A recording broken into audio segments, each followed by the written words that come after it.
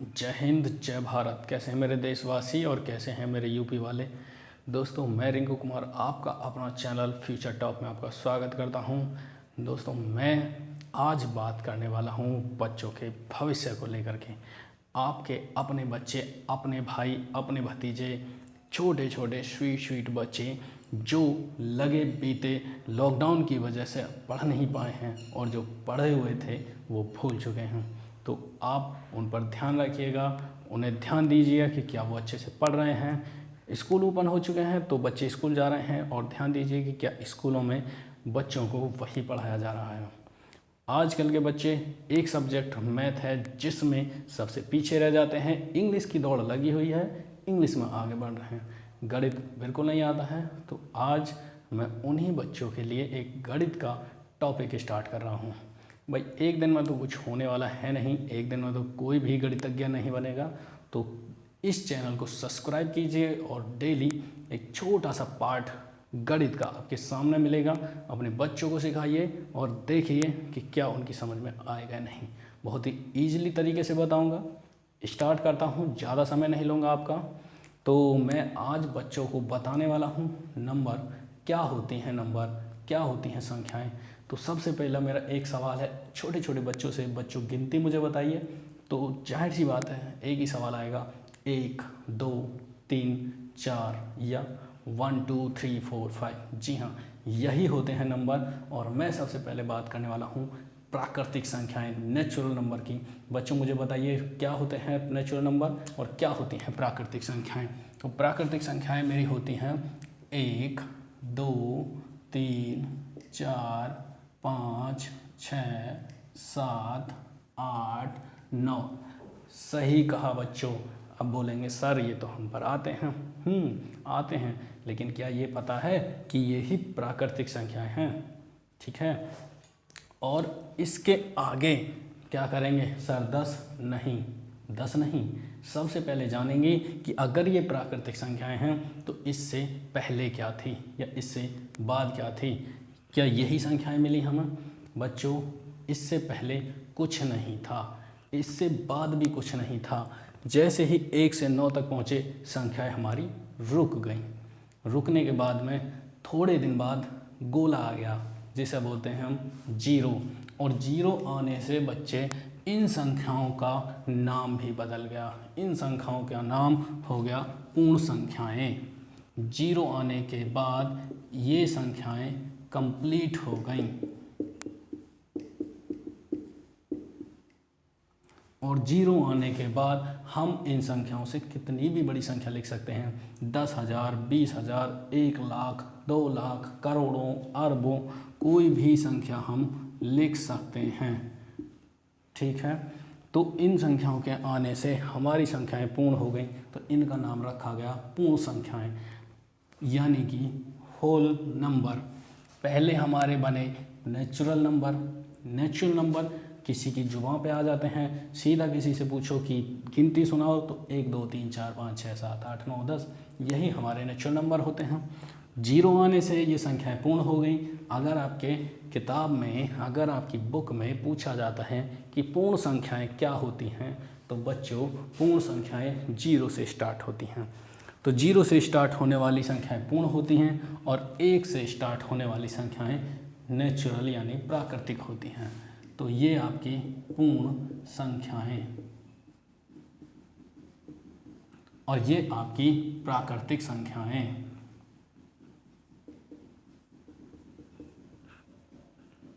प्राकृतिक संख्याएं। बच्चों अब हमारी यहाँ से गणित शुरू हो जाता है।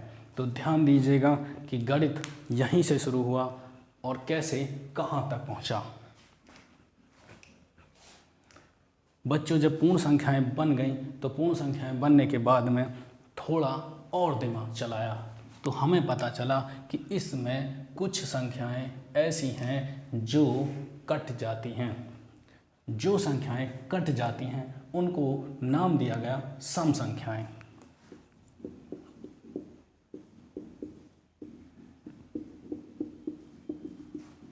उनको सम संख्याएं कहा गया। अब सम संख्याओं को इंग्लिश में इवन नंबर बोलते हैं। ये इंग्लिश मीडियम और हिंदी मीडियम दोनों बच्चे देख सकते हैं, दोनों समझ सकते हैं। अगर किसी को समझ में नहीं आता तो उनके पेरेंट्स, भाई या दोस्त उनको समझा सकते हैं। सम संख्याओं को इंग्लिश में इवन नंबर बोला जाता है।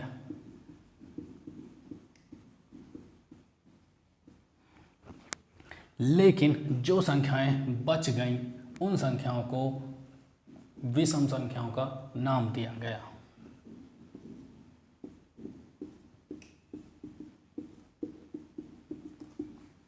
विषम संख्याओं को इंग्लिश में क्या कहते हैं?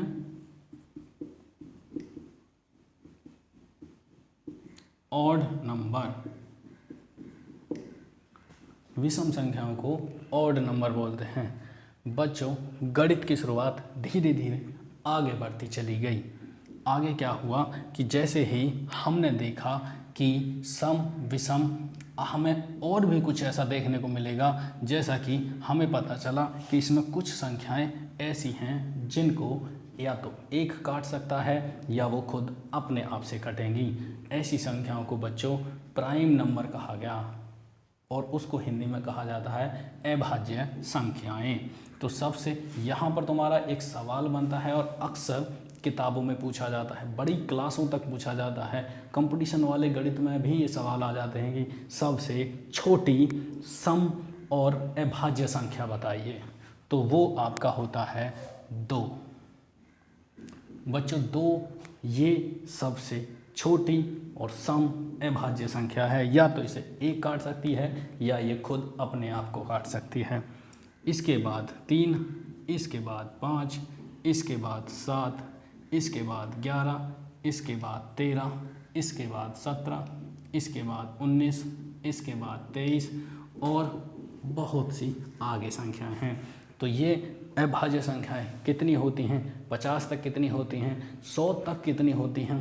जिन बच्चों को पता है मुझे कमेंट्स में बताइए, और जिन बच्चों को नहीं पता है तो अभी अपने दिमाग पर इतना प्रेशर मत डालिए। धीरे धीरे आपको मैं सारा चीज़ शुरू से ही बताता चला जाऊँगा।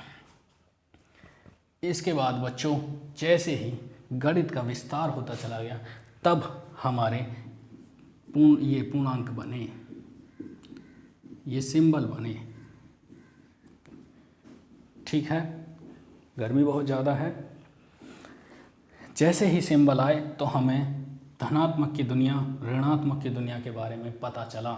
धनात्मक की दुनिया ये है जो हमारे सामने है, तो ऐसी ही ऋणात्मक की भी दुनिया होगी, ये कल्पना की गई और ये सिद्ध कर लिया कि हाँ, 0 से पहले सारी जितनी भी दुनियाएं हैं वो ऋणात्मक हैं। यानी कि मैं बात करूं तो 0 से 1, 2, 3 ये धनात्मक की ओर चला गया और -1, -2, -3 ये ऋणात्मक की ओर चला गया। तो इन संख्याओं को जैसे ही ये संख्याएं बनी तब इनको एक नाम दिया गया जिसे इंग्लिश में बोलते हैं इंटीजर्स। ठीक है, और इन्हें हिंदी में बोलते हैं पूर्णांक।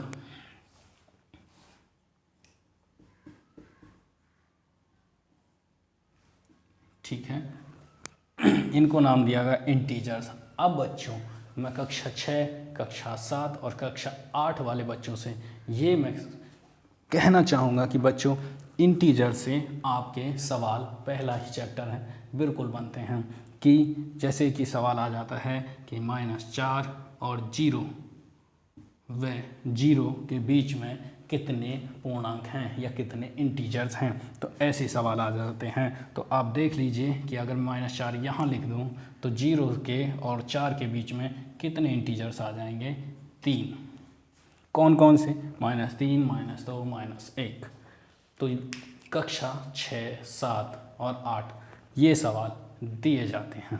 पहला ही चैप्टर है, बड़े ही ध्यान से, बड़े ही मन से पढ़िएगा और फिर से समझिएगा कि जो गिनतियाँ हम बोलते हैं वो प्राकृतिक संख्याएं होती हैं। जो गिनतियाँ हम बोलते हैं वो प्राकृतिक संख्याएं होती हैं। और जैसे ही 0 लगी आगे, देखो बिना 0 के कोई मोल नहीं होता, 0 का भी कोई मोल नहीं होता, लेकिन बिना 0 के कोई मोल नहीं होता। आप अपने आप को 0 समझते हैं तो आप अपने आप को महान समझिए, क्योंकि जिस दिन आप किसी एक के साथ मिल जाएंगे तो उसकी कीमत आप 10 गुना बढ़ा देंगे, समझ रहे हैं। तो आप जीरो हीरो हैं, जीरो नहीं है, जीरो ही हीरो बनता है। अगर जीरो नहीं होती तो इन संख्याओं का कोई महत्व नहीं होता, कहीं तक 9 तक रहती, 9 से आगे नहीं जा पाती, समझ रहे हैं। तो जीरो से ही इनकी कीमत बढ़ गई, ठीक है। उसके बाद सम संख्याएं बनी, पता चला कुछ संख्याएं कट रही हैं, 2 4 6 8 जिनको सम संख्याएं इवन नंबर नाम दे दिया। कुछ संख्याएं नहीं कट रही हैं, उनको विषम संख्या ऑड नंबर का नाम दे दिया।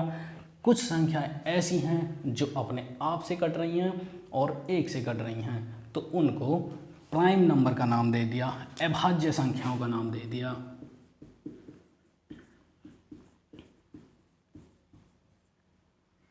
प्राइम नंबर अभाज्य संख्याएं। सर अभाज्य संख्याएं तो हो गई, लेकिन भाज्य संख्याएं बच्चों, इन संख्याओं को निकालने के बाद जो संख्याएं बच जाती हैं वो सब भाज्य संख्या हैं। भाज्य संख्या मतलब जो कटने वाली हों, ठीक है।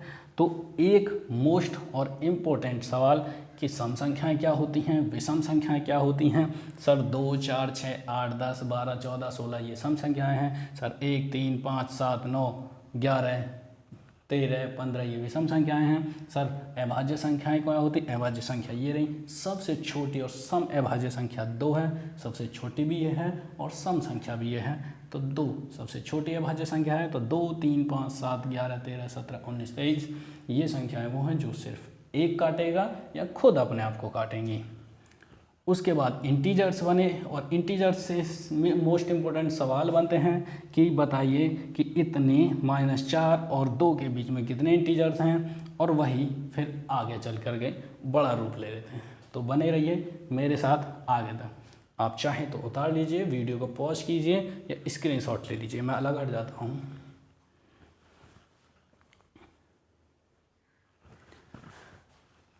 मिटा दूँ, चलिए ठीक है।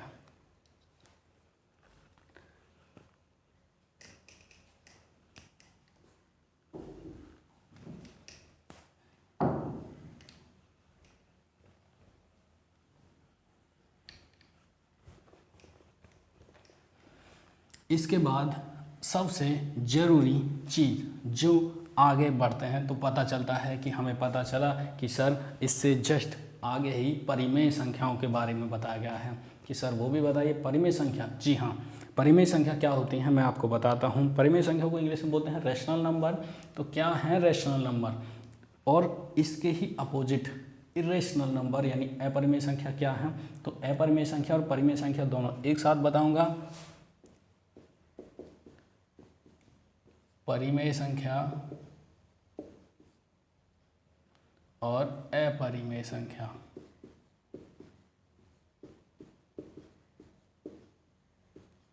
क्या होती हैं परिमेय और अपरिमेय।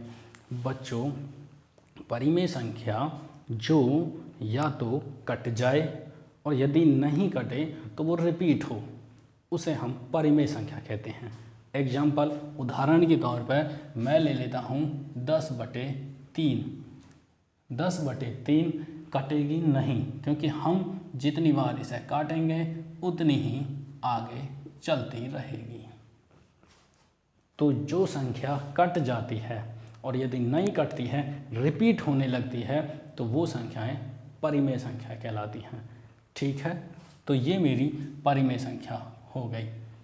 अब सर कटने वाली कैसे, जाहिर सी बात है यार, 10/2 कर दो, 5 हमेशा 5/1 कर सकते हैं या खाली 5 ही बोल सकते हैं, तो ये परिमेय संख्या हो गई।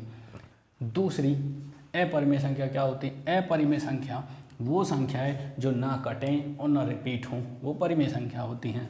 उदाहरण मैं √3 ले लेता हूँ, √5 ले लेता हूँ, √6 ले लेता हूँ, √7 ले लेता हूँ, √11 ले लेता हूँ, या मैं पाई ले लेता हूँ। पाई भी अपरिमेय संख्या है। कक्षा 10 वाले, कक्षा 9 वाले ध्यान दीजिएगा कि बोल देते हैं कि सिद्ध कीजिए कि क्या √3 अपरिमेय संख्या है। तो ये तो हमें पता है कि अपरिमेय संख्या है, लेकिन सिद्ध कैसे करेंगे ये चीज़ मैं आपको अगले वीडियो में देने वाला हूँ। तो कक्षा 9-10 के भी ध्यान दीजिएगा। छोटे छोटे बच्चे जानिएगा कि कक्षा 6, 7, 8 के कि ये अपरिमेय संख्या होती हैं, इन्हीं को अपरिमेय संख्या कहते हैं। इनसे अलग जितनी भी संख्याएं हैं सब परिमेय संख्या होती हैं। इससे अगला आता है रियल नंबर।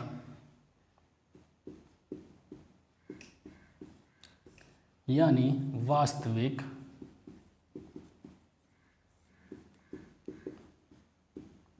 संख्याएं। क्या होती हैं वास्तविक संख्याएं? बच्चों, सभी संख्याएं वास्तविक संख्याएं होती हैं। सभी, कटती हों या नहीं कटती हों, कटने वाली या नहीं कटने वाली, सब वास्तविक संख्याएं होती हैं। मेरा कहने का मतलब है कि परिमेय संख्या प्लस अपरिमेय संख्या बराबर वास्तविक संख्या। ठीक है, तो सभी संख्याएं वास्तविक संख्याएं होती हैं। परिमेय संख्या प्लस अपरिमेय संख्या बराबर वास्तविक संख्या। लेकिन सभी वास्तविक संख्याएं परिमेय संख्या नहीं होती। ये चीज़ ध्यान रखना कि सभी संख्याएं वास्तविक संख्या होती हैं, सभी संख्याएं रियल नंबर होते हैं, लेकिन सभी रियल नंबर रेशनल नंबर नहीं होते हैं। ठीक है, अब ये भी रियल नंबर है, ये भी वास्तविक संख्या है, लेकिन ये रेशनल नंबर नहीं है, क्योंकि रेशनल नंबर के लिए या तो संख्या कटनी चाहिए या रिपीट होनी चाहिए। समझ आया? तो आज तक के लिए बस इतना ही। इसी को ज़्यादा बड़ी वीडियो नहीं बनाऊंगा, छोटा छोटा समझिए, छोटा छोटा आगे बढ़ेंगे, छोटा छोटा सीख करके। तो मेरे इस चैनल को सब्सक्राइब कीजिए, अपने दोस्तों को शेयर कीजिए, लाइक कीजिए, और जो समझ में ना आए या कोई सवाल हो रिलेटेड, या स्कूलों में आपकी क्लास स्टार्ट हो चुकी हैं, ये हो सकता है चैप्टर हो भी चुका हो, तो आपका कोई सवाल बचा हो या बाकी हो तो कमेंट्स में मुझे ज़रूर भेजें। मैं रिंकू कुमार फिर से आपका स्वागत करूँगा।